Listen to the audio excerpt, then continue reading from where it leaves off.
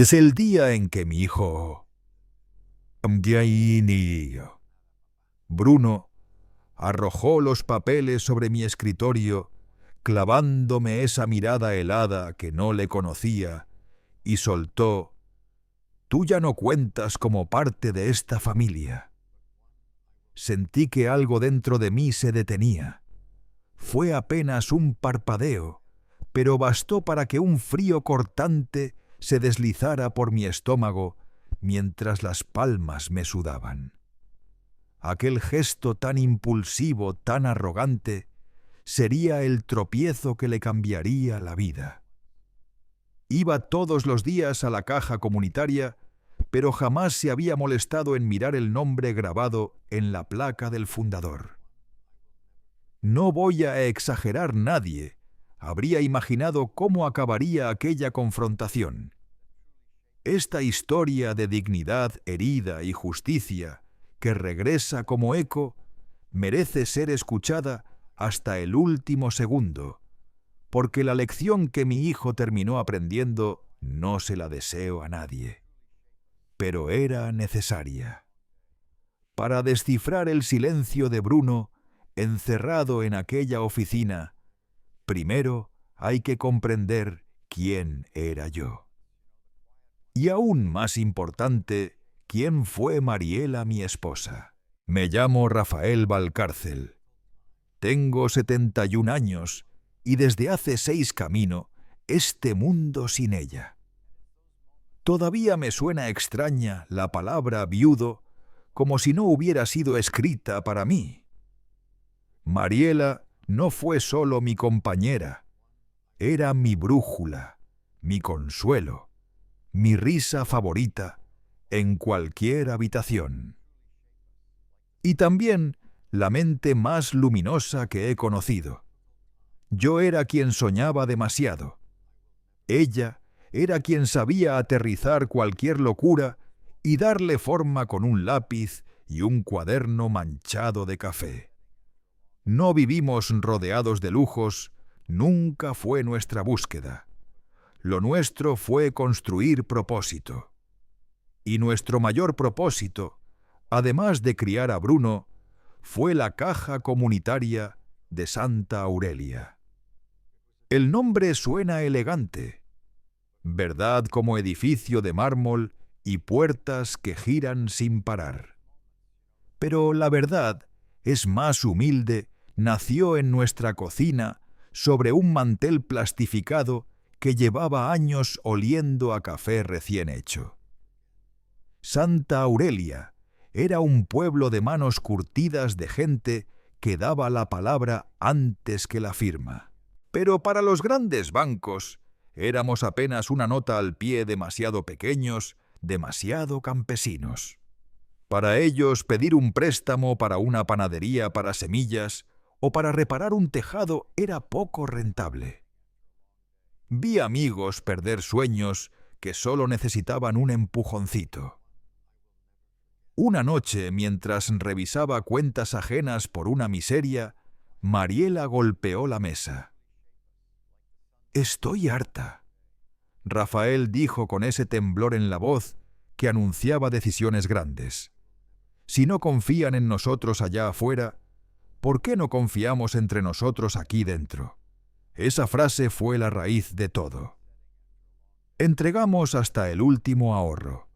Hipotecamos esta misma casa. Vendimos el coche de Mariela. Yo arreglaba motores de día y redactaba estatutos con ella por la noche. No queríamos un banco. Queríamos una cooperativa donde el dinero de Santa Aurelia se quedara en Santa Aurelia. Donde el valor de alguien no se midiera por su saldo sino por su palabra. Y así nació la caja comunitaria. Abrió sus puertas en un martes gris húmedo. Un local pequeño, alquilado, amueblado con sillas que cojeaban. Yo era presidente, vigilante y conserje. Mariela era gerente, contadora y cajera. Nuestros primeros clientes fueron vecinos que depositaron más confianza que billetes. Ese se volvió nuestro legado. nuestro segundo hijo construido con callos noches en vela, y la fe indoblegable de Mariela. Y luego estaba Bruno el primero. Yo apenas terminé la secundaria. Mis manos siempre llenas de grasa, mi mente más hábil con herramientas que con poemas. Mariela, más brillante, también renunció a sus estudios para ayudar en casa. Hicimos entonces un pacto silencioso. Nuestro hijo tendría oportunidades que nosotros no tuvimos. No me gusta llamar sacrificio a lo que hicimos. Para nosotros era inversión pura. Yo llegaba oliendo a aceite, revisando si Bruno había terminado sus tareas. Mariela reaprendió álgebra solo para acompañarlo. Queríamos que volara lejos, que un título colgara en su pared diciendo «Estoy preparado». Y así ocurrió. Se graduó con honores en administración. El hijo del mecánico y la contadora comunitaria levantándose más alto que nosotros. Y cómo nos iluminó el pecho de orgullo. Mi vida ahora es serena, quizá demasiado desde que Mariela se fue. Me despierto justo cuando el sol acaricia las ventanas. Riego sus plantas, las begonias y las matas de malanga que cuidaba como si fueran criaturas vivas, y vivo con lo justo. La casa es vieja, sí, pero contiene mis recuerdos. Camino a la plaza, leo el periódico, y casi siempre termino frente a la caja comunitaria. Ya no la dirijo. Estoy jubilado. Pero soy el fundador. Un título simbólico sí, pero me gusta ir a ver cómo el sueño de Mariela sigue respirando. Y me llenaba ver a Bruno trabajando allí. Empezó desde abajo como todos, y subió rápido. Inteligente aplicado. Hoy su nombre está grabado en una placa sobre un escritorio de madera brillante. Verlo allí, con su traje impecable en el edificio que construimos con nuestras propias manos, me hacía sentir que cada desvelo valió la pena. Él era la continuación de nuestro legado. Pero entonces apareció Adriana. Bruno la conoció en la ciudad en un curso de posgrado. Desde que la vi, supe que algo se movería en direcciones peligrosas. Adriana tenía esa elegancia que parece más estudiada que natural. Vestía sin una arruga su cabello nunca fuera de lugar, y su perfume era tan caro que uno no sabía si admirarlo o desconfiar. Sí, era bonita, pero en sus ojos había un cálculo frío. Desde el primer día tuve la sensación de que no miraba a las personas, las tasaba. La primera vez que pisó esta casa, no dijo «¡Qué acogedor hogar!». Dijo «Este terreno debe valer una fortuna ahora». Y allí supe que su interés no tenía olor a cariño, sino a ambición. A Adriana nunca le gustó Santa Aurelia. La llamaba pintoresca esa palabra que usan los finos cuando quieren decir anticuada sin mancharse la lengua. Ella venía del ruido elegante de la ciudad de restaurantes donde el plato es enorme, pero la comida cabe en una esquina. Y yo fui testigo de cómo Bruno empezó a torcerse hacia ese mundo. Dejó de venir los domingos por el caldo de res, porque Adriana tenía un brunch.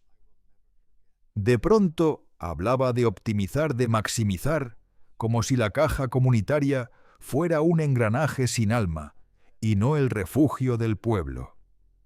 Usaba términos que sonaban afilados sin calidez, y siempre estaba ella pegada a su hombro, susurrándole cosas al oído, mientras me escaneaba a mí esta casa mis camisas gastadas. Como si todo esto fuera un estorbo, un mueble viejo que frenaba el futuro que ella imaginaba para él. Mi orgullo por Bruno seguía intacto, sí, pero empezaba a tener grietas. Y dentro de esas grietas crecía una certeza amarga para Adriana. La caja comunitaria no era un legado, era un simple activo, un trampolín. Y yo no era más que el anciano que bloqueaba el camino. Aquella inquietud pequeña, al principio, terminó convirtiéndose en una herida abierta. Todo comenzó hace unos 3 meses. Un martes. Lo sé porque estaba podando las rosas de Mariela.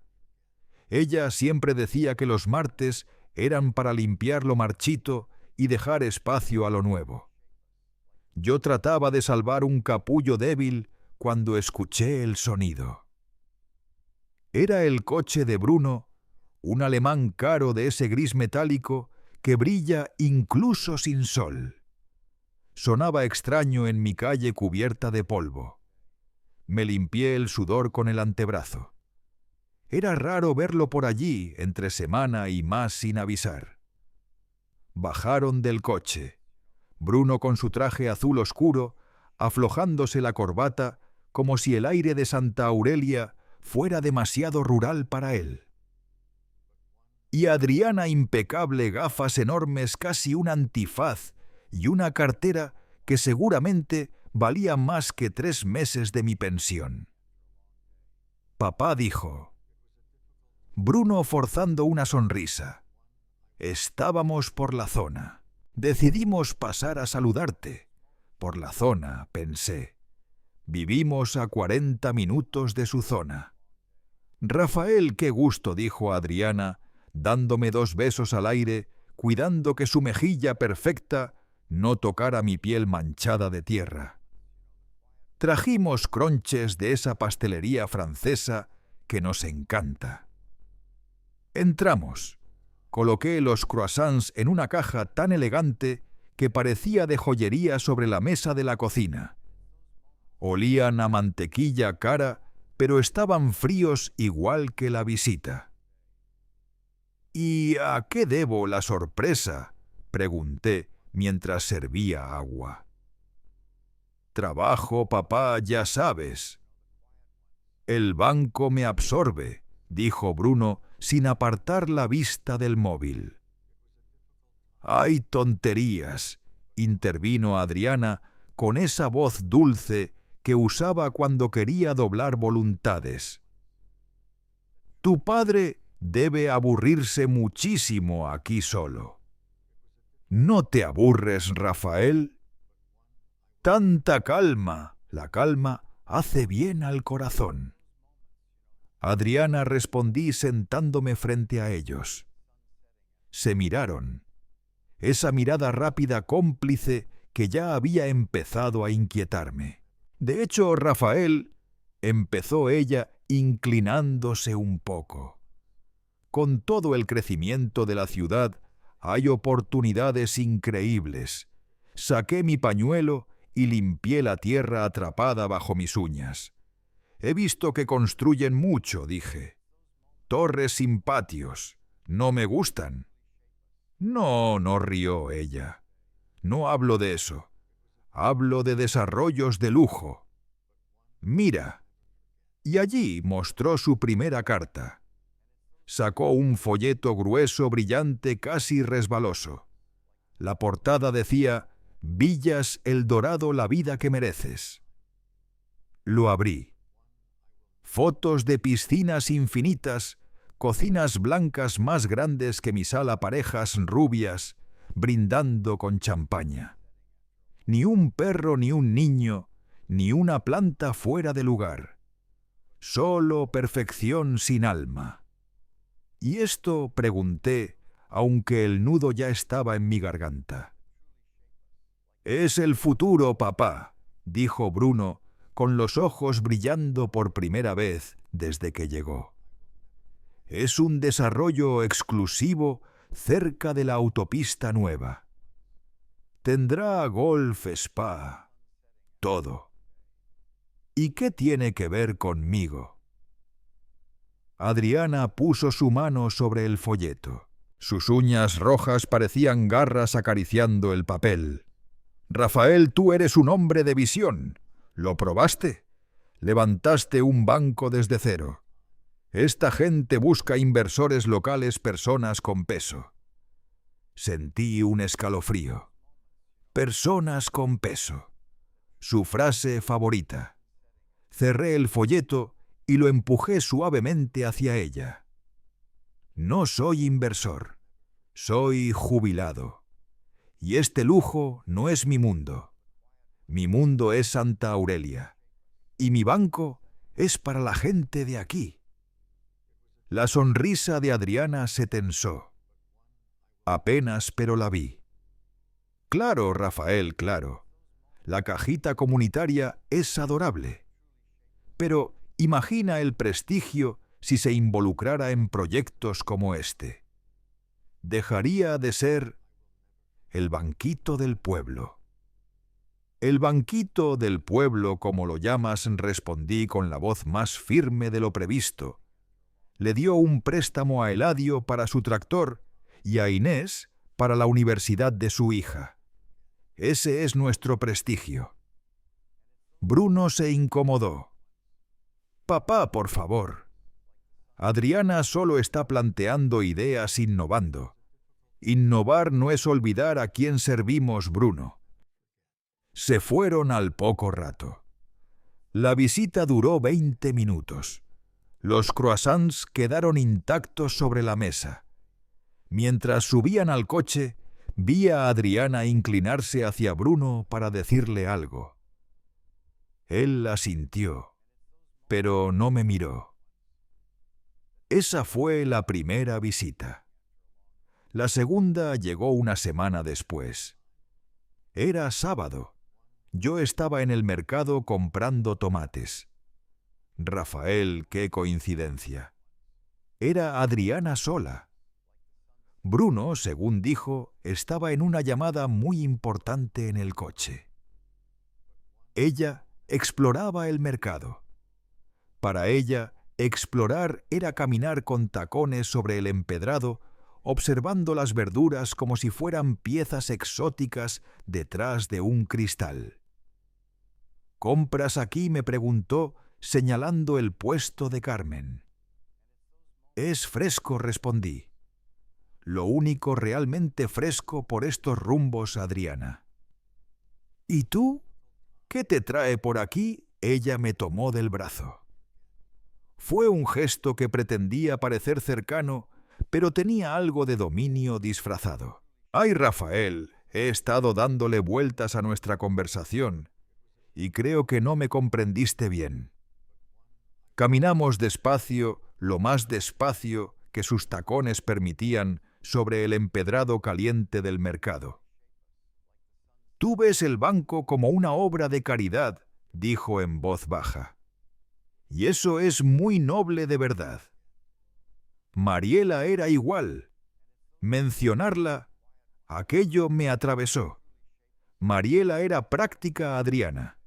Sabía que sin ganancias no hay banco, pero también entendía que sin gente el dinero es un cascarón vacío». «Exacto, Alma», respondió ella, «pero el alma no paga las cuentas de lujo que Bruno y yo tenemos. Mira, Rafael, Bruno merece más. Se graduó con honores y está aquí dando préstamos para gallinas. Es un desperdicio de su talento».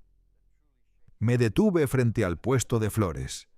El olor a claveles recién cortados flotaba en el aire tibio de la mañana. «Bruno tiene un puesto gerencial en una institución respetada», respondí. «Gana bien. Tiene casa. ¿Qué más merece?» Ella soltó un suspiro que sonó a condescendencia, como si le hablara ahí a un niño testarudo. «Crecimiento, Rafael. Poder. Bruno podría dirigir una sucursal en la capital, pero está atado aquí». Por la nostalgia, pensé. Entonces lo entendí. Esa nostalgia era yo. Ese proyecto, El Dorado, es más que una inversión, susurró, inclinándose hacia mí. Es una entrada. Los desarrolladores son dueños de medio país. Si Bruno y yo entramos y el banco nos respalda, sería el salto que necesitamos. Bruno sería imparable. ¿Que el banco los respalde?, pregunté, mientras las piezas encajaban. ¿Estás hablando de un préstamo para ustedes? Ella sonrió como quien muestra un triunfo. No cualquier préstamo.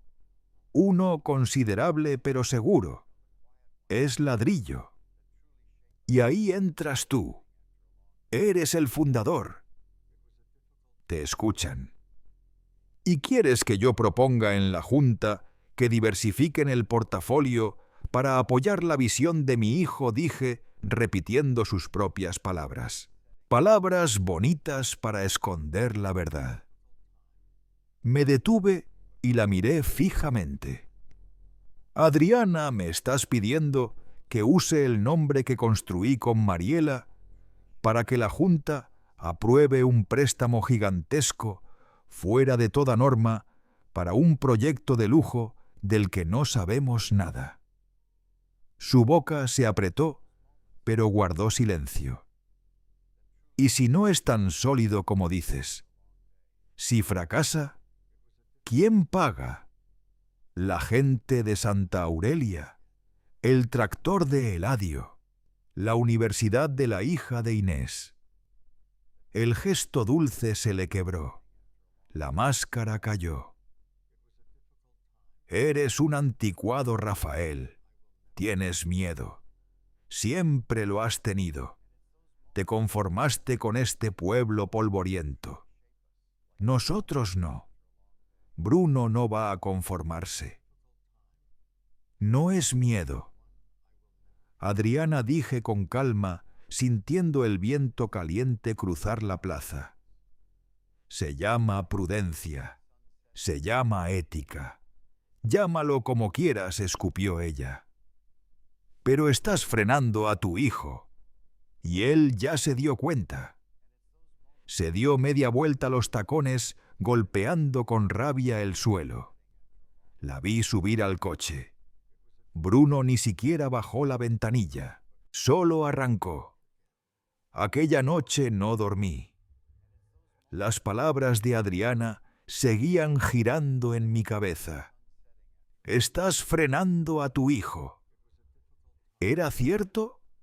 Mi prudencia era miedo. Mi fidelidad al legado de Mariela me hacía un obstáculo. Miré la foto de ella en mi mesa de noche. Sonreía como siempre. Ay, Rafael, ya sabes la respuesta. No seas tonto. Y sí, sabía la respuesta. La caja comunitaria no se tocaba. La tercera visita fue la decisiva. 2 semanas después. Un domingo, el día que solía ser de comida familiar, aunque ya hacía meses que no lo era. Vinieron los dos, esta vez con papeles. Terminábamos el almuerzo. La conversación había sido una mezcla torpe de clima fútbol y silencios incómodos. De pronto Bruno dejó la servilleta sobre la mesa y carraspeó. «Papá». Su voz estaba tensa. Miré a Adriana. Ella lo observaba fijamente, asintiendo apenas como quien da la señal para iniciar una jugada ensayada. «Papá, hemos estado hablando mucho Adri y yo sobre nuestro futuro». «Eso está bien, hijo. Sentimos que estamos estancados. Yo estoy estancado». «Bruno, eres gerente», dije. «Gerente de un banco de pueblo», interrumpió Adriana. «Ya hablamos de esto, Adriana». «Déjame hablar a mí», dijo Bruno. Por un instante me sorprendió, pero luego entendí que era parte del teatro.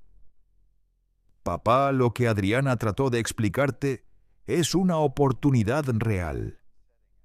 Nuestra oportunidad, la única. Abrió su maletín junto a los restos del pollo y sacó una carpeta llena de números. Este es el plan de negocios, dijo. Es sólido. La rentabilidad es del 30% en 2 años. ¿Y qué necesitas de mí? Bruno, pregunté, aunque ya lo sabía. Respiró hondo. Necesitamos el préstamo. Es grande. 5 millones. Sentí que el vaso de agua se me iba por el lado equivocado. 5 millones de euros. ¿Estás loco? Eso es una cuarta parte del fondo de reserva. ¿Es una inversión, papá? ¿No un gasto? Subió la voz. El dinero volverá con intereses. ¿Y si no vuelve? Pregunté mirándolo directo. El silencio cayó como una piedra. Si falla, quiebras el banco. Quiebras el legado de tu madre. El legado de mamá, se burló Adriana. El legado de mamá es un edificio viejo y préstamos de 1.000 euros. Despierta, Rafael. Me negué a mirarla. Me centré en mi hijo. Bruno, mírame. Tú trabajas allí. Conoces las reglas. Sabes que un préstamo así para un solo cliente, para un proyecto especulativo sin garantías reales dentro de nuestra comunidad, es ilegal. Es inmoral. La Junta lo aprobaría, respondió él con brillo extraño en los ojos. No, hijo. Ahí te equivocas, papá. La Junta te adora. Eres el fundador. La leyenda. Si te pones de pie y dices que este proyecto es sólido, te seguirán. Eres una figura importante allí. Ahí estaba otra vez. Figura importante. No padre, no Rafael. Una herramienta. Sentí el corazón apretarse. No era mi hijo el que hablaba. Era un eco de ella. Bruno, dije con la voz cansada, vieja, nunca me oyes, nunca usaré el nombre de tu madre para estafar a la gente que confió en nosotros. Lo que me pides es traición. El silencio se volvió denso, como si el aire se espesara entre nosotros. Bruno pasó de la súplica a la furia. Adriana posó su mano sobre la de él. Te lo dije, susurró llena de veneno. Te dije que no entendería. Es un viejo terco. Está anclado al pasado. No le importamos. Que no me importan, dije poniéndome de pie. Que no me importas tú, Bruno. Te dimos todo. Tu madre te dio todo. Ese banco te dio tu educación, tu trabajo, la camisa que llevas puesta. Y ahora nos estás negando el futuro, gritó Bruno poniéndose de pie, también la cara encendida de furia. Por tu estúpido orgullo, por tu moralidad anticuada. No es anticuado, Bruno. Se llama integridad. Él recogió los papeles de manera torpe, casi arrancándolos de la mesa, y los metió en su maletín sin cuidado. «Bien», murmuró con la voz temblando entre rabia y decepción. «Queríamos hacerlo por las buenas, como familia». Se dirigió a la puerta. Adriana lo siguió, pero antes de salir se giró hacia mí deteniéndose en el marco como una sombra venenosa. Sabíamos que dirías que no soltó, pero Bruno tenía que intentarlo. Tenía que ver por sí mismo qué clase de padre tiene. La puerta se cerró de golpe. El sonido resonó por toda la casa como un trueno seco. Me quedé solo en la cocina. El aroma del pollo asado aún flotaba mezclado con el perfume caro de Adriana, que seguía suspendido en el aire como un recordatorio desagradable.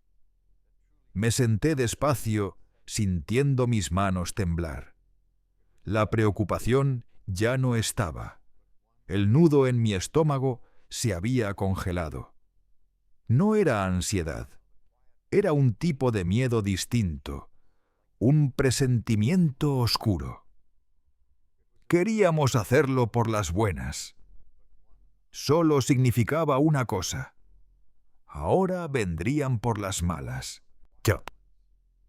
Durante días esas palabras por las malas rebotaron en mi cabeza como una piedra cayendo en un pozo sin agua. ¿Qué significaba? Me preparé para lo peor, una llamada del presidente de la Junta, una carta de un abogado, un escándalo en la puerta del banco, cualquier cosa. Lo que no esperaba ni en mis peores cálculos fue que Bruno me llamara. Un sábado por la tarde. Descolgué. Diga, papá. La voz de Bruno sonaba apagada, gastada. ¿Estás ocupado? Depende, Bruno. ¿Para qué soy bueno? Respondí más seco de lo que pretendía. Silencio. Un silencio largo. Papá mira. Lo siento. Otro silencio. Lo del otro día. Nos pasamos los dos. Adri estaba muy estresada con el proyecto y yo también. No debimos presionarte así. Me apoyé en el mostrador de la cocina. No dije nada. No confiaba en mi voz. Él continuó. Es solo que... Es un gran proyecto, papá. Me frustré. Lo siento de verdad. ¿Sabes qué? Olvida el proyecto, olvida todo. Podemos almorzar mañana como antes. Solo tú y yo. Para hablar, para arreglar las cosas. Mi corazón. ¡Ay, el pobre corazón de un padre! Una parte de mí, la parte blanda, la que recordaba enseñarle a andar en bicicleta, la que recordaba su llanto. El primer día de escuela gritaba: «¡Es tu hijo! ¡Te necesita!».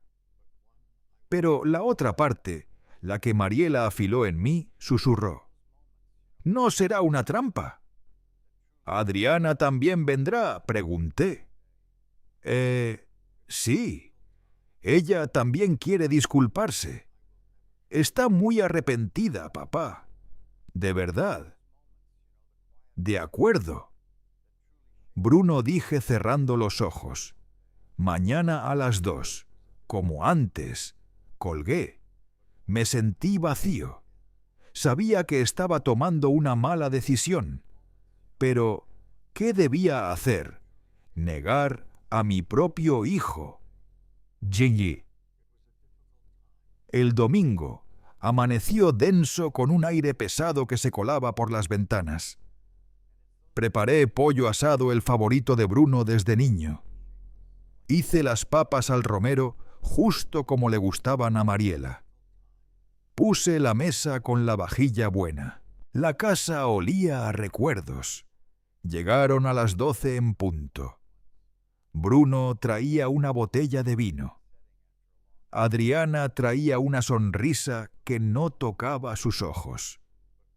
Se sentó en su sitio de siempre en la cabecera opuesta a la mía. El almuerzo fue tenso, demasiado tenso. Hablamos del clima, del fútbol, aunque a Bruno jamás le importó, de una tienda nueva que abrieron en la plaza. De todo, excepto de lo único que importaba.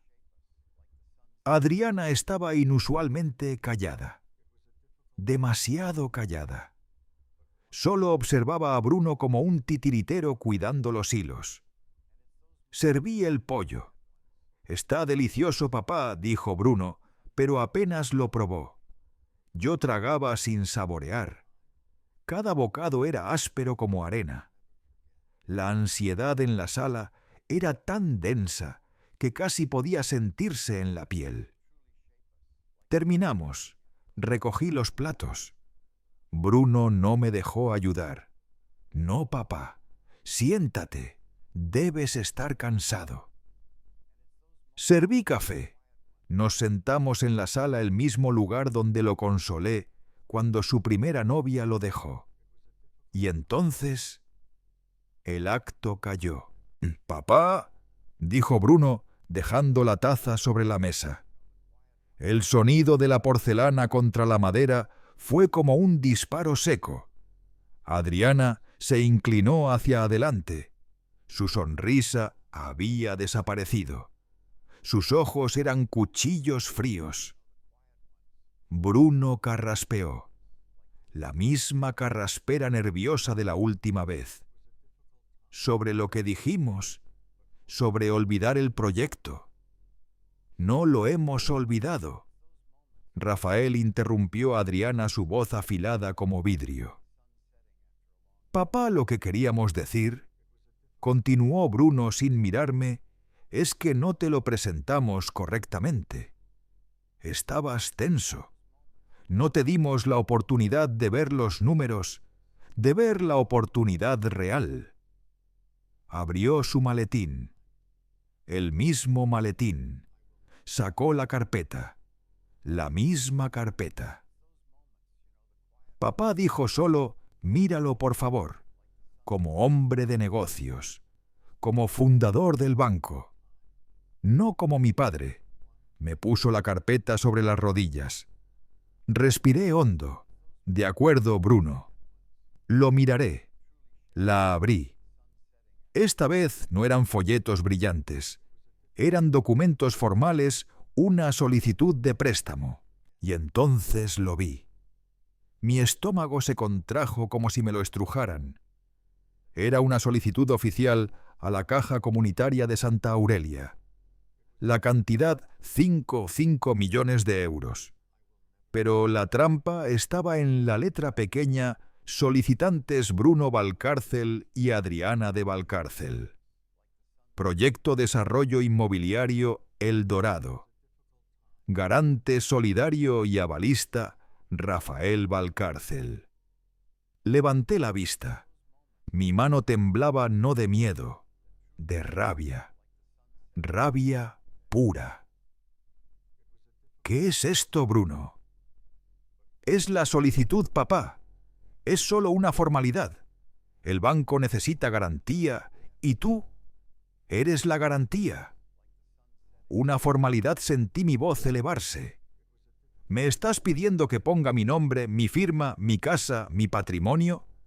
Para un préstamo especulativo de 5 millones. No es fraudulento, saltó Adriana. Es un negocio sólido. Es un negocio que este pueblo no puede cargar, le grité. Y me están pidiendo que mienta, que use mi nombre. Pasé la página. Había más. Un documento titulado Voto de confianza del fundador. Estaba en blanco esperando mi firma. Una declaración jurada para ser leída ante la Junta, donde yo, Rafael Valcárcel, certificaba la viabilidad y seguridad del proyecto. Mi sangre se heló. Cerré la carpeta despacio. El sonido seco de la tapa chocando contra el cartón retumbó en el silencio de la sala como un golpe contenido. Bruno, dije por fin. Mi voz salió tan serena, tan helada, que incluso yo me sobresalté. «Mírame». Él alzó los ojos. Había miedo allí, miedo verdadero. Papá, ni siquiera has dicho que no. No voy a afirmar esto, respondí, cada palabra cayendo como una piedra. No voy a mentir. No voy a poner en riesgo el dinero de Eladio, de Carmen, de cada persona que confió en tu madre y en mí para que ustedes jueguen a ser millonarios. No estamos jugando, respondió él, la voz rota. Levanté la carpeta señalándola. Esto no es un negocio, es un robo, un fraude, Bruno. Y me estás pidiendo que sea tu cómplice. No metas a mi madre en esto, rugió él poniéndose de pie. Ella está en todo esto, le grité también. Está en cada ladrillo de ese banco, en cada regla ética que hoy me pides quebrar. Mariela y yo construimos todo con una sola cosa: honestidad. Con una sola promesa: proteger a nuestra gente. Y tú me pides traicionarla. Por un campo de golf.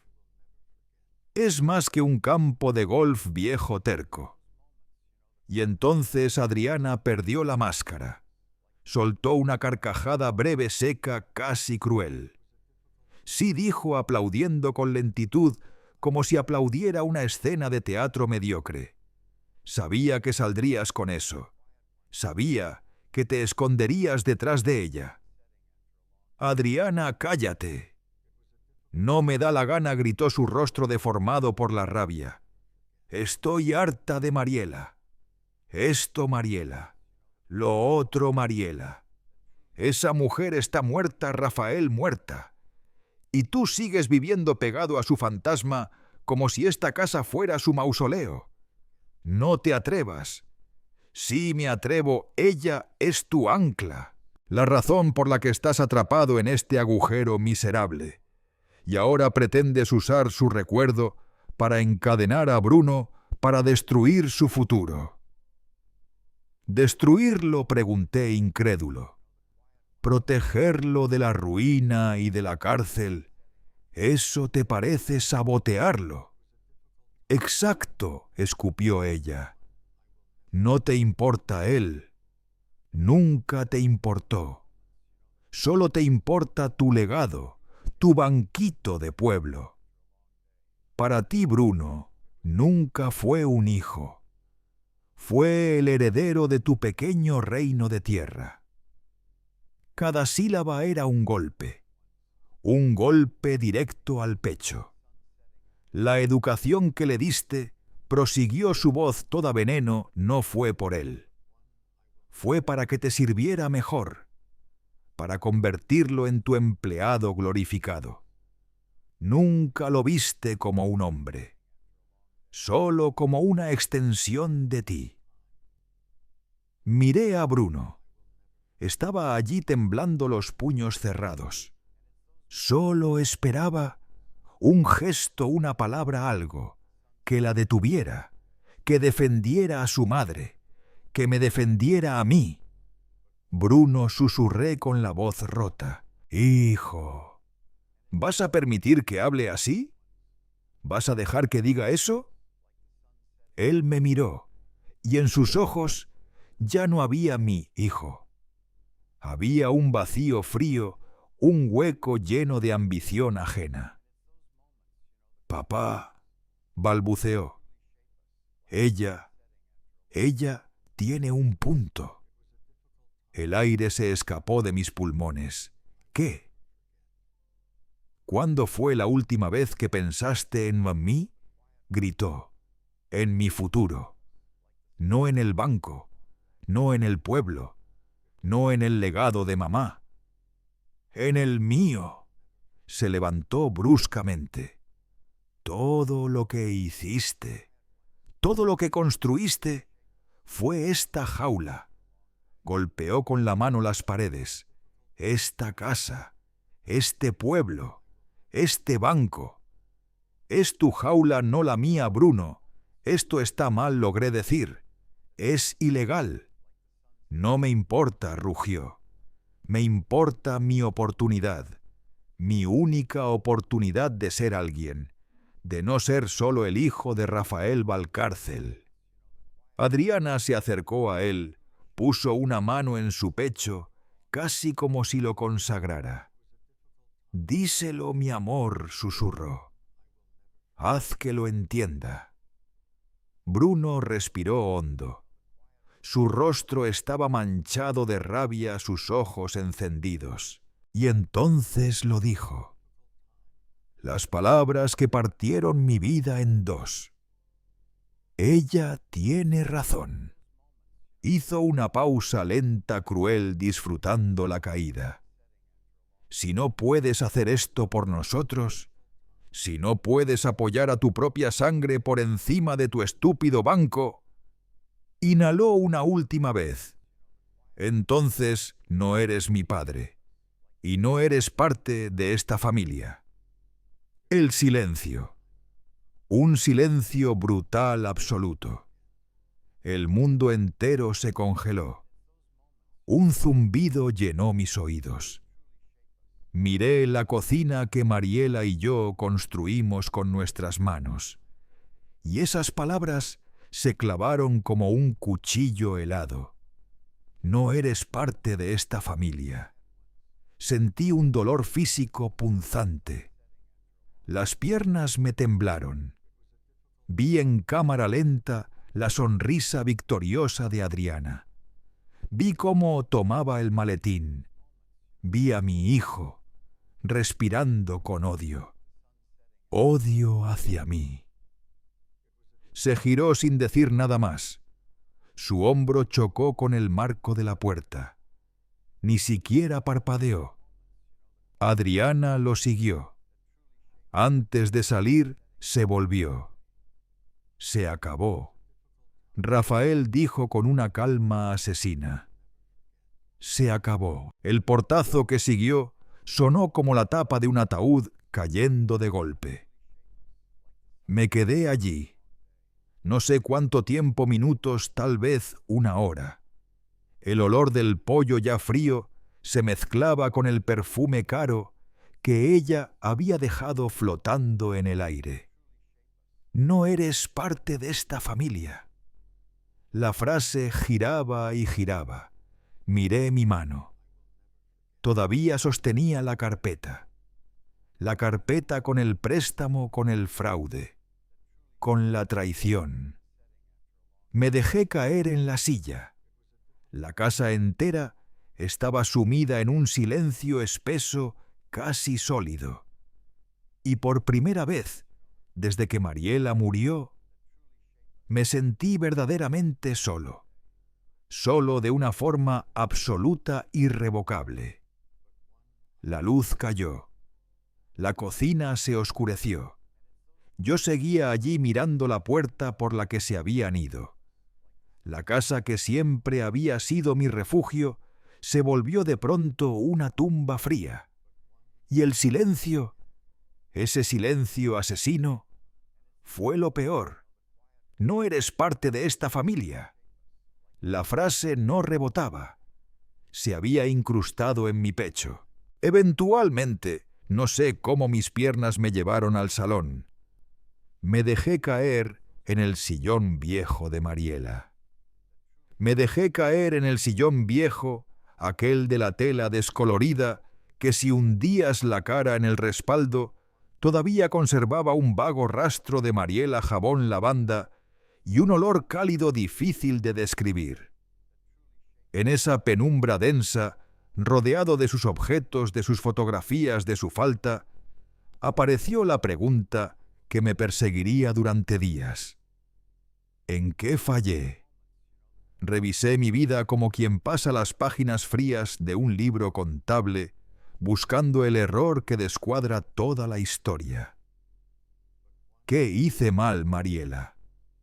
Recordé cuando le compramos a Bruno su primera bicicleta. Quizá debí ser más firme.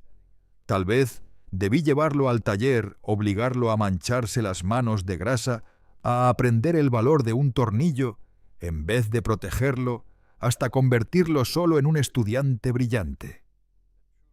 Quizá Adriana tenía razón. Tal vez lo sobreprotegí.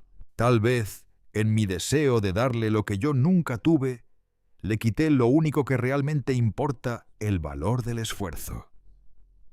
Aquel 10º cumpleaños suyo volvió a mi memoria como un golpe seco. Yo estaba cerrando las cuentas anuales de la caja comunitaria.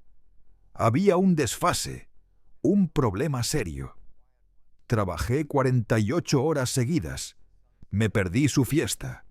Llegué de madrugada con el regalo más caro que encontré a último momento.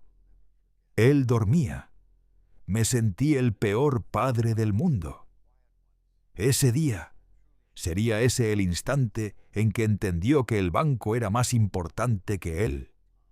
No me dije, todo lo hice por él, para que su futuro estuviera seguro.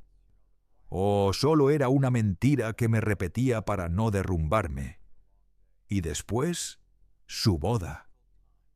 Dios mío, la boda. Mariela ya no estaba para verme caer en aquella trampa. Adriana exigía un evento de cuento de hadas, no en Santa Aurelia, por supuesto, sino en la ciudad, en un hotel lleno de lámparas de cristal y platos con nombres imposibles de pronunciar. «Papá, es el día más importante de mi vida», me dijo Bruno. Vacié mis ahorros personales, los ahorros que Mariela y yo habíamos guardado como tesoro para la vejez para aquel viaje a Italia que jamás realizamos. «Es una inversión en su felicidad», me repetí como un tonto. Vi las fotos después. Él sonreía. Aunque no era su sonrisa, era la de ella. Una sonrisa de propiedad, de conquista. Pagamos flores importadas, pagamos una orquesta, pagamos un vestido más caro que mi coche entero. Y ahora, por negarme a cometer un delito, para proteger el dinero de la gente que pagó esa boda, no eres parte de esta familia. La palabra ingratitud es demasiado pequeña para describirlo. Era un hueco, un abismo. Era como si 50 años de desvelos, manos manchadas de aceite y tinta contable hubieran sido arrojados a un incinerador, como si nunca hubieran tenido valor alguno. Esa noche no dormí. Vi la madrugada pintar de gris las paredes. El lunes el teléfono no sonó. Me quedé en casa sin fuerza ni para ponerme los zapatos. ¿Qué diría la gente?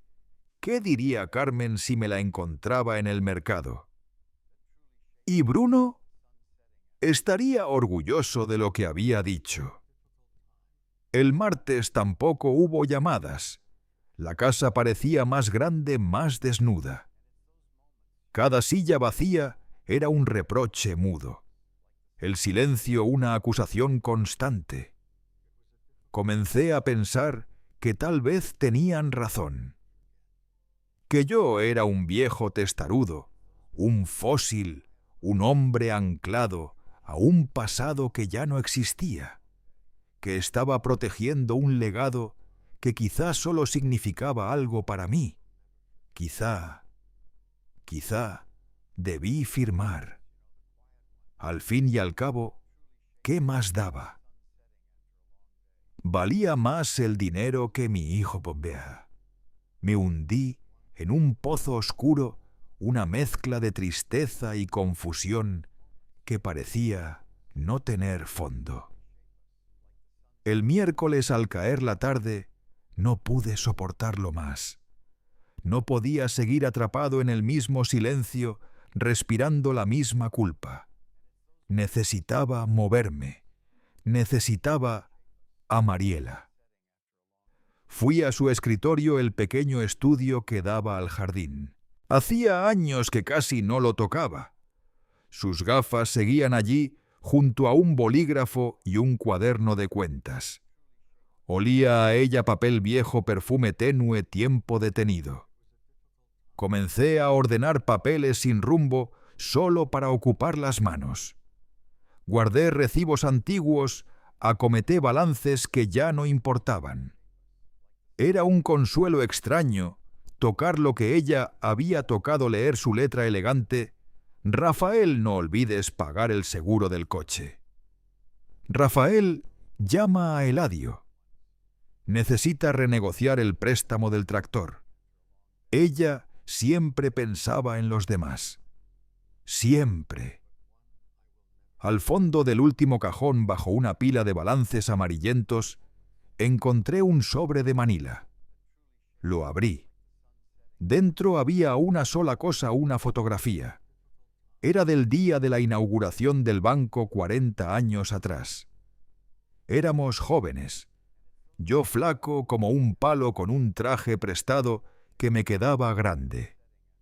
Y Mariela, mi Mariela, con un vestido amarillo vivo, el que siempre decía que le daba suerte. El cabello recogido, la sonrisa, iluminando más que el sol de aquel mediodía. Estábamos los dos frente al local alquilado, sosteniendo una cinta roja, listos para cortarla con unas tijeras de cocina. No había mármol. No había puertas de cristal. Solo una puerta de madera y un letrero que decía Caja Comunitaria de Santa Aurelia. Su confianza es nuestro capital. Contemplé la foto largo rato. La expresión de Mariela.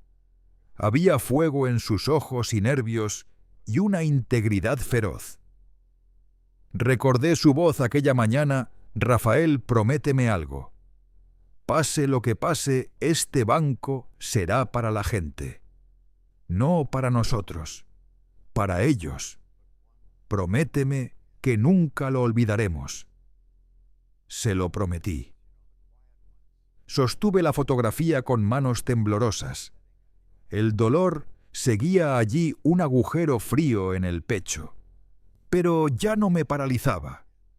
El dolor estaba cambiando. Se estaba endureciendo, afilándose, volviéndose algo como el acero.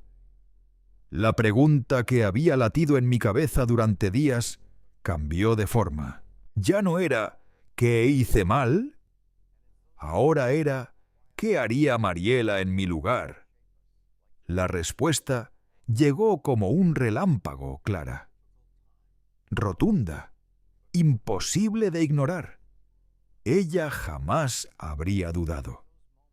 Habría protegido la caja comunitaria con todo lo que tenía. Adriana dijo que Mariela estaba muerta, que yo era un fantasma aferrado a un museo. Pero ella estaba equivocada. Mariela no estaba muerta. Estaba en esa foto, en cada ladrillo del edificio, en cada estatuto que ella redactó con sus propias manos. ¿Y yo? Yo no era un fantasma. Era el guardián. Me puse de pie.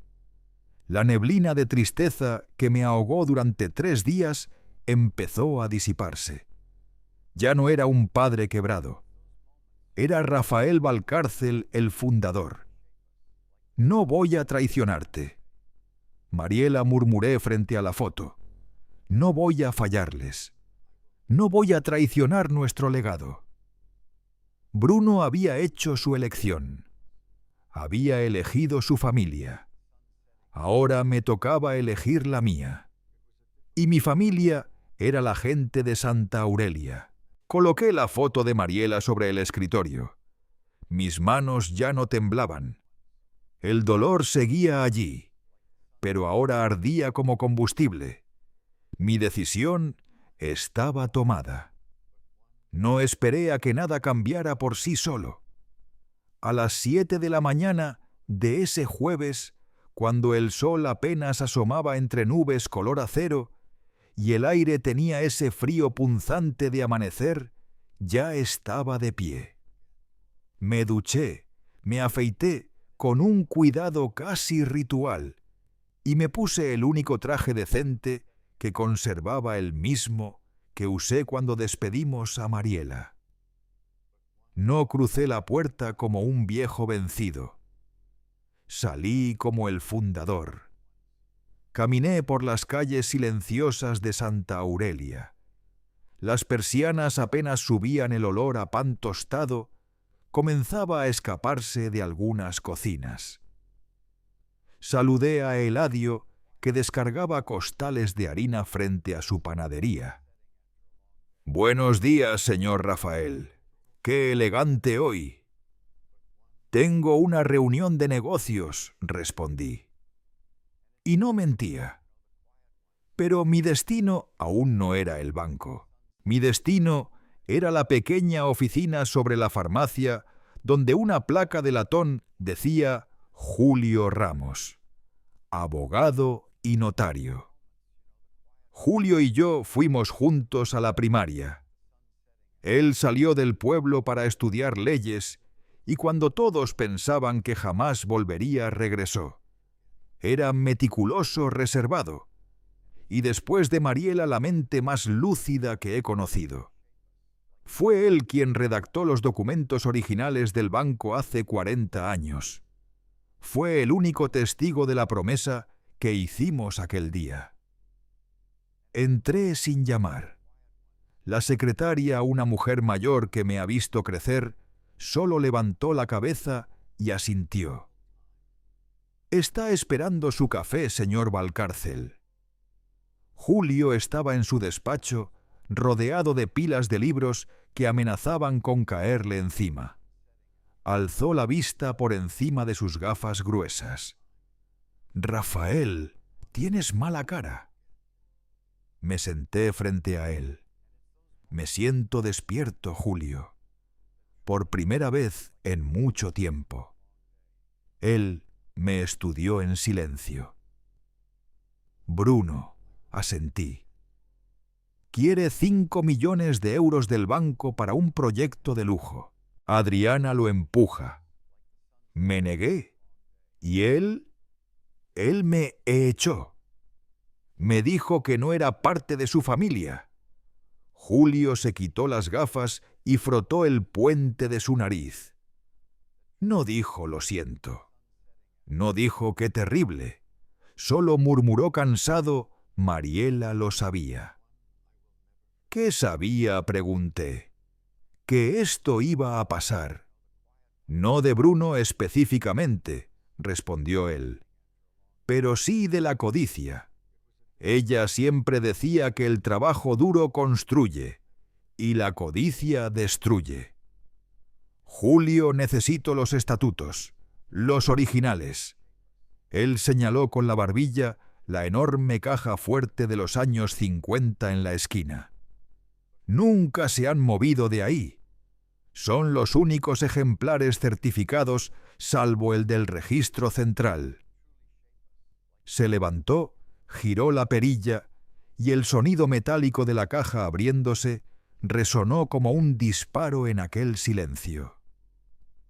Extrajo un volumen encuadernado en cuero azul oscuro pesado como una losa. Lo colocó entre nosotros. Una fina nube de polvo se elevó alrededor. En la portada se leía en letras doradas «Caja Comunitaria de Santa Aurelia, Estatutos Fundacionales y Acta Constitutiva 19 casas». Puse mi mano sobre el cuero. Bruno y Adriana están cometiendo el error de todos los que vienen de la ciudad.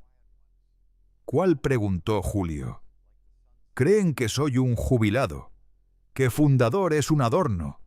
Creen que estoy aquí solo para cortar cintas y sonreír en fotos.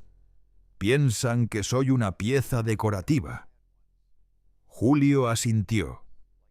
«Un activo sentimental». «Exacto. Y cuando ya no soy útil, me tiran». «Pero olvidan algo. Bruno siempre fue bueno con los números, pero vago con la historia. Nunca le importó leer la letra pequeña. Él ve el edificio, el logo, su escritorio flamante, pero nunca se preguntó de dónde salió el dinero que lo levantó». «De ti», dijo Julio. «De ti y de Mariela». Un escalofrío me recorrió. «Claro. Ellos creen que el banco es una cooperativa pura propiedad de sus miembros. Y lo es, en su operación diaria. Pero no nació así. El banco se fundó con nuestro capital privado. Vendimos la casa. Vendimos mi taller. Mariela vendió las joyas de su madre. Lo pusimos todo y lo estructuramos de esa manera a propósito. Abrí el libro. Julio ya había marcado la página con un viejo separador. Ellos creen que yo solo tengo un puesto en la junta, dije. Que solo tengo un voto como todos. Se equivocan, respondió Julio. Lee el artículo 3 sección A. Respiré hondo. Sentí la voz de Mariela en cada letra. Leí en voz alta. El cargo de presidente fundador no es honorífico, sino un cargo ejecutivo vitalicio, intransferible y retenido por Rafael Valcárcel hasta su fallecimiento o renuncia por escrito. Vitalicio, repetí. No jubilado. Vitalicio. Sigue, dijo Julio. Pasé la página. Artículo 4, sección B. Poder de veto del fundador. Leí despacio. Para cualquier operación crediticia que exceda el 5% del capital de reserva total, se requerirá la firma explícita del presidente fundador. Sin dicha firma, la operación será nula de pleno derecho. 5 millones. Eso no es el 5%, Julio. No, dijo él abriendo una libreta. Lo calculé anoche. 5 millones representan el 25%. Me recliné en la silla. Era perfecto. Mariela, mi genial Mariela, lo había previsto todo. Había visto la codicia 30 años antes de que Adriana apareciera. Había construido un muro legal imposible de saltar. Bruno no puede conseguir ese préstamo, dije, ni aunque convenza a toda la junta. Sin mi firma ese papel no es más que basura. Julio esbozó la primera sombra de sonrisa que le veía en años. Hay más. Ellos creen que tu poder es moral, que tu influencia es simbólica. Pero se olvidaron del fondo. Me detuve. El arca. Casi lo había olvidado. Julio señaló otra página, artículo 7. Fondo de contingencia de los fundadores. Un fondo separado, creado con nuestro capital original.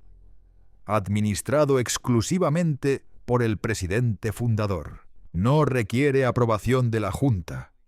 Es para proteger la solvencia del banco o invertir estratégicamente en la comunidad.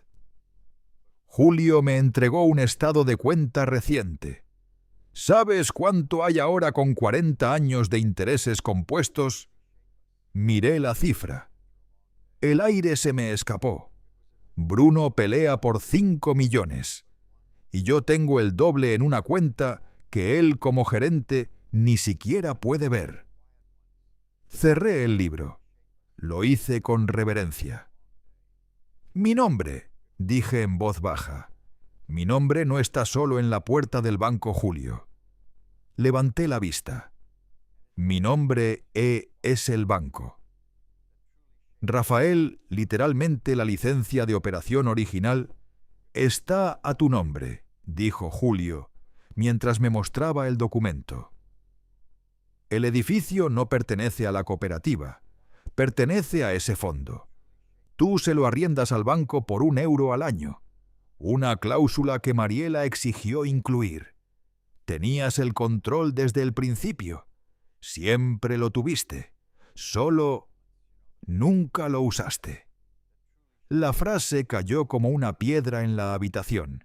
Ya no me sentía un padre traicionado. Me sentía una muralla, una fortaleza que acababa de descubrir que sus cimientos jamás se habían movido mientras los atacantes golpeaban afuera con palos y piedras contra una puerta de acero. Prepara las copias. Julio, dije en voz baja. copias certificadas de los artículos 3, 4 y 7. También el estado de cuenta del fondo. Y el acta constitutiva original. ¿Qué vas a hacer, Rafael? Llamarás a Bruno. Le dirás que es imposible. Me levanté despacio. Me sentía más erguido, más firme que en 2 décadas. No voy a impedirle que lo intente, respondí. Voy a dejar que se presente ante toda la Junta. Voy a dejar que muestre sus documentos falsificados. Voy a dejar que piense que ganó. Mi teléfono vibró en el bolsillo.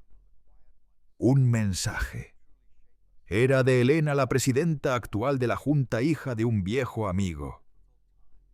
Rafael, qué raro. Bruno acaba de convocar una reunión de emergencia para mañana por la mañana. Dice que es algo urgente, una oportunidad de oro para el banco. ¿Sabes algo de esto? Sonreí. Una sonrisa fría sin alegría. Julio mira. Esto le mostré el mensaje. Parece que no tendremos que esperar demasiado. Entonces, ¿qué hacemos? Haz las copias, dije mientras salía. Y llama al notario. Quiero que esté mañana como testigo. Quiero acta de cada palabra. Rafael, esto va a ser una masacre. Me detuve en la puerta. No, Julio. No es una masacre. Es una lección. Bruno dijo que yo no era parte de su familia. Mañana le recordaré a qué familia pertenece realmente el banco. Llegué a la sala de juntas a las 8:30. La luz fría de la mañana entraba por las ventanas iluminando el polvo en suspensión como si fueran restos de un sueño. Julio y el notario, el señor Ibáñez serio como una lápida, ya estaban allí. Habían dejado una grabadora pequeña sobre la mesa discreta, casi invisible. También habían colocado una carpeta de cuero idéntica a la de Bruno, llena de documentos certificados. Me senté en mi sitio de siempre, no en la cabecera que pertenecía a Elena, sino a su derecha, el lugar reservado para el fundador. No era jerarquía, era respeto. La sala comenzó a llenarse. Elena entró, me apretó el hombro. «Listo para esto, Rafael, listo, Elena». Llegó Manuel el boticario hablando de cuentas. Llegó Isabel, la maestra jubilada, el alma ética de la Junta, que me saludó con un cariño que casi me fracturó el pecho. Todos tratándome como siempre, sin imaginar la tormenta que estaba a punto de arrasar la sala. A las 9 en punto, la puerta se abrió de golpe. Entraron Bruno y Adriana. No eran mi hijo y mi nuera. Entraron como 2 depredadores. Él con un traje gris brillante ajustado caro con una corbata roja que gritaba poder. Ella con un vestido rojo, sangre, tacones, que resonaban en la madera como disparos. No me miraron. Ni un saludo. Ni una inclinación. Bruno caminó directo a la cabecera opuesta como si fuera el dueño del banco. Adriana se sentó a su lado no como pareja, sino como estratega. Sacó un portátil elegante y me lanzó una mirada fugaz rematada por una sonrisa pequeña, casi compasiva, como quien mira un mueble viejo a punto de ser reemplazado. Elena, incómoda, alzó el mazo. «Buenos días a todos». Señor Valcárcel, dijo mirando a Bruno. «Usted convocó esta reunión. Tiene la palabra». Bruno se levantó. Y empezó el espectáculo. Su voz era suave, modulada la voz pulida que yo había pagado para que aprendiera en la universidad. Gracias, presidenta. Miembros de la Junta nos encontramos en una encrucijada. Pulsó un botón. El proyector se encendió. Villas El Dorado. Las mismas fotos, piscinas infinitas, cocinas blancas, parejas perfectas. La Caja Comunitaria de Santa Aurelia dijo con una condescendencia que me heló la sangre: ha sido un pilar modesto. Ha servido a la comunidad con dignidad. Se detuvo. Me miró apenas. Siguió. Pero estamos estancados. Vi a Manuel fruncir el ceño. El futuro no está en préstamos pequeños, no está en tractores. Un golpe directo a Eladio, un golpe directo a mí. El futuro está en crecer, diversificar, jugar en las ligas grandes. Habló 20 minutos. Usó palabras complicadas: apalancamiento, sinergias, optimización de portafolio. Mostró gráficos que solo subían proyecciones que parecían dibujadas por un mago. Un show impecable. Brillante, hueco. Esta, concluyó, es una oportunidad de oro. Los desarrolladores de El Dorado nos ofrecen participación preferente, pero debemos movernos rápido. Propongo formalmente que el banco apruebe una línea de crédito de 5 millones de euros. La sala quedó muda, los rostros en shock. Elena tragó saliva. Bruno, 5 millones es descomunal. Viola todos nuestros protocolos de riesgo. Los protocolos se actualizan. Elena, dijo él con una sonrisa segura. El que no arriesga, no gana. Miró lento alrededor de la mesa, y sus ojos se clavaron en mí. Mi padre nos enseñó a ser valientes. ¿No es así, papá? Ahí estaba, el golpe final, la manipulación, usarme como arma moral para empujar a la Junta. Levanté la mano. El color desapareció del rostro de Bruno. No esperaba eso. Esperaba que siguiera sentado vencido, pequeño. Pero no. Elena, dije, y mi voz llenó la sala firme como un martillazo. Gracias, Bruno, por la presentación. Me puse de pie. El aire pareció detenerse. Como bien dice Bruno, continué, esta reunión es sobre el futuro del banco y sobre los protocolos. Y como fundador de esta institución, dije dejando que mi voz resonara con un peso que no usaba desde hacía años, me tomo los protocolos con absoluta seriedad. Vi cómo Bruno me observaba fijo. Su sonrisa se había petrificado en el aire. Adriana dejó de escribir en el portátil. Sus dedos se congelaron sobre el teclado. Antes de que esta junta vote sobre esa supuesta oportunidad de oro, continué, hay un punto de orden esencial que no podemos ignorar. Un detalle que el gerente Valcárcel, usé su título por primera vez, como un filo parece haber olvidado en medio de su entusiasmo. He solicitado a mi abogado personal, el licenciado Julio Ramos, señalé hacia él, quien además fue el notario que registró esta institución hace 40 años, que nos aclare un par de aspectos legales. Julio se puso de pie. Bruno balbuceó. «Ah, abogado, papá, ¿qué significa esto?» El silencio tenía filo. «Significa que vamos a leer la letra pequeña». Bruno, respondí sin prisa. «Letra que en tu admirable carrera gerencial nunca te dignaste revisar». El miedo ya se notaba en sus ojos. Buscó a Adriana, quien estaba más pálida que una pared.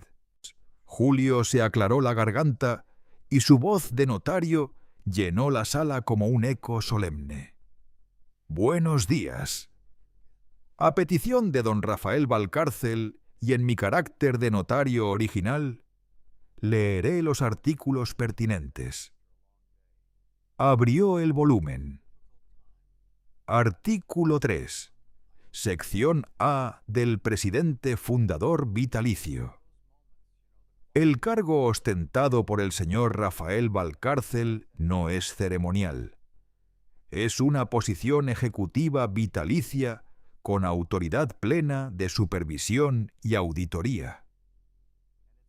«Eso es anticuado», saltó Bruno desesperado. «Es legal», replicó Julio con frialdad quirúrgica, «y está plenamente vigente. Pero no es lo más relevante», añadió. Hizo una pausa calculada. Artículo 4. Sección B del poder de veto del fundador. El silencio era tan hondo que podía escucharse el ventilador del proyector girando. Julio leyó: «Para cualquier operación crediticia, préstamo o financiamiento que supere el 5% del capital de reserva, se requerirá la firma indispensable del presidente fundador vitalicio. Sin dicha firma, la operación será nula». Cerró el libro suavemente. La palabra nula quedó flotando como una sentencia. Me iré hacia Elena.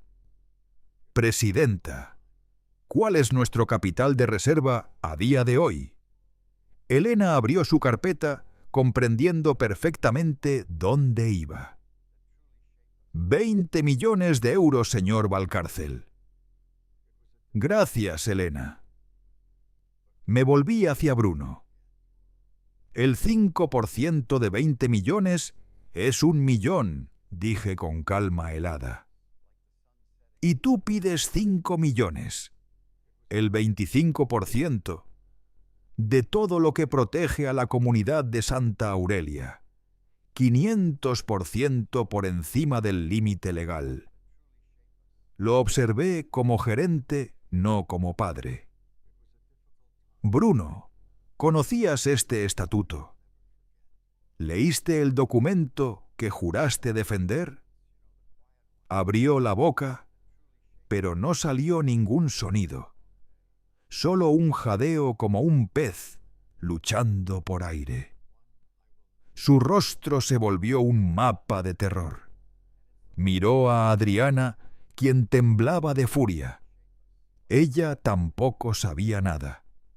Habían construido un castillo sobre arena movediza, y ahora estaban hundiéndose juntos. «¿No lo sabías?», pregunté. Mi voz no tenía triunfo, solo un cansancio inmenso. «¿No lo sabías? Y aún así quisiste usurpar el control de un banco sin siquiera leer las bases». Me volví hacia la Junta. «Esta propuesta no solo es ilegal», dije, «es también un intento de fraude». «No tienes pruebas», gritó Adriana recuperando su veneno. «Es un viejo vengativo y senil». «Las tengo», respondí avanzando hacia la mesa.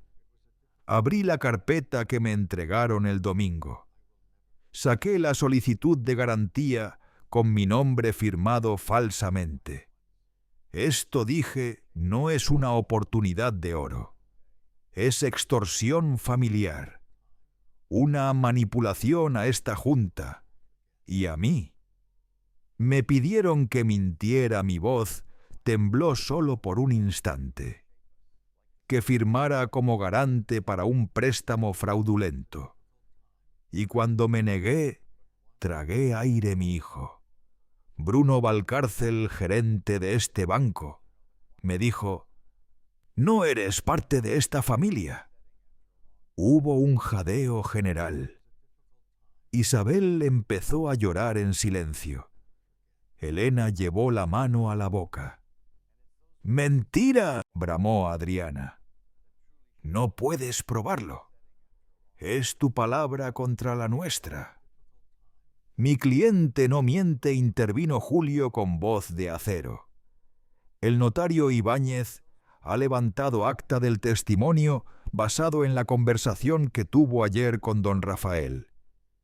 Y esta solicitud, señaló el papel sobre la mesa, es evidencia física de falsificación y coacción. Bruno se desplomó sobre la silla hudo destruido. Elena recuperó la compostura. Golpeó el mazo con fuerza. «Gracias, señor Valcárcel. Gracias, licenciado Ramos». Se volvió a la Junta.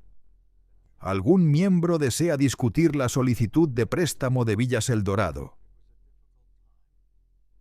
«Moción para rechazo inmediato y unánime», exclamó Manuel de pie. «Secundo la moción», dijo Isabel, secándose las lágrimas. «Aprobado por unanimidad», declaró Elena. «La solicitud queda rechazada». «Un momento, presidenta», intervino Manuel sin sentarse, temblando de furia. Miró directamente a Bruno. «Bruno Valcárcel, has usado tu cargo para intentar defraudar a esta institución. Has manipulado a esta Junta. Has traicionado el legado de tu madre y has deshonrado a tu padre. Propongo la suspensión inmediata e indefinida del gerente mientras se inicia una investigación formal». «Secundo», dijo Isabel. «Queda aprobado», anunció Elena. «Bruno Valcárcel está suspendido. Entrega tus llaves y tu pase. Seguridad te acompañará». Fue entonces cuando Adriana mostró su verdadera cara. Estalló como un animal acorralado. «No pueden hacernos esto, estúpidos pandilla de pueblerinos ignorantes». El veneno llenó la sala como humo. «¿Saben siquiera quiénes somos?», escupió Adriana con los ojos inyectados de furia. «Se arrepentirán», apretó el brazo de Bruno, sacudiéndolo con desesperación. «Bruno, diles algo, haz algo. Diles». Pero él no podía. Seguía paralizado, hecho pedazos. Toda la torre de arrogancia que habían construido entre ambos, su vanidad y su comodidad, se había desmoronado en menos de 10 minutos. «Vámonos», chilló ella.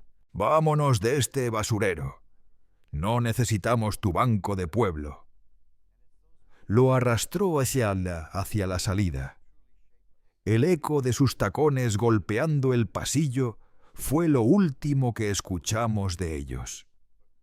Después la puerta se cerró de golpe y llegó el silencio. Me dejé caer en mi silla. No era un silencio cómodo, era profundo, hecho de cansancio, pero también de paz. Elena se acercó despacio como quien se aproxima a un herido. Posó su mano sobre la mía. «Rafael, lo siento de verdad». Asentí. «La justicia está hecha, Elena. Y el legado de Mariela está protegido. Esa fue la última vez que vi a mi hijo».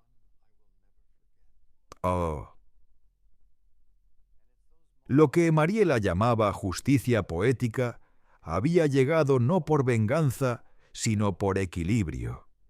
La enseñanza que me dejó aquella tarde, la que me costó un hijo aprender, es dolorosa pero imposible de olvidar.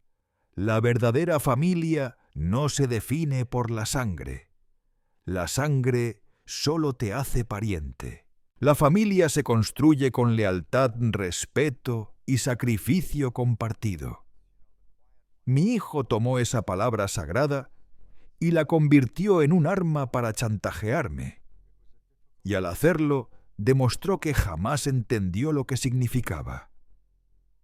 La segunda lección, la que Mariela me dejó incluso después de muerta, fue esta: nunca subestimes a alguien que conoce la letra pequeña. Ese hombre no solo levantó el edificio, escribió las reglas que lo mantienen en pie.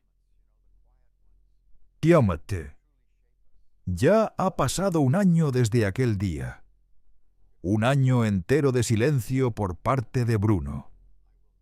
Yo sigo en el banco. Bueno, no al frente. He vuelto a mi asiento de siempre en la junta, el asiento del fundador. Pero ahora trabajo más que nunca. Retomé la supervisión del fondo de contingencia que Mariela y yo creamos, y estamos usándolo justo como ella quiso. Creamos un programa de becas para los hijos de los agricultores de Santa Aurelia que sueñan con ir a la universidad. El primero en recibirlo fue el nieto de Eladio el panadero. Quiere estudiar ingeniería agrónoma. Me aseguro cada día de que cada préstamo firmado, cada decisión tomada, honre el nombre de Mariela. La caja comunitaria nunca estuvo tan fuerte. No por crecer, sino por volver a sus raíces la confianza de la gente. Data. De Bruno, solo sé que se marchó de Santa Aurelia esa misma tarde. Meses después, escuché rumores de que Adriana lo abandonó. Cuando descubrió que el gran gerente ya no tenía banco ni herencia, ni un solo acceso a ningún fondo, se fue. Él perdió a su familia, su trabajo y su dignidad. Todo en cuestión de minutos. No sé dónde está ahora, y ese vacío es una herida que un padre nunca termina de cerrar. Pero he aprendido la lección. A veces la enseñanza más brutal de la vida es reconocer quién fue realmente la persona que criaste. Y aún así, recordar que tu primer deber no es con la codicia de uno, sino con el bienestar de muchos. Porque un legado se protege, aunque duela. Kelly. Hoy, cuando cierro la oficina al caer la tarde y la luz se filtra por las persianas como un último suspiro dorado, sé que hice lo correcto. No por orgullo, no por venganza, sino por coherencia, por Mariela, por la comunidad y por mí mismo. Firmo estas palabras como lo que soy, y siempre he sido Rafael Valcárcel, 71 años desde Santa Aurelia.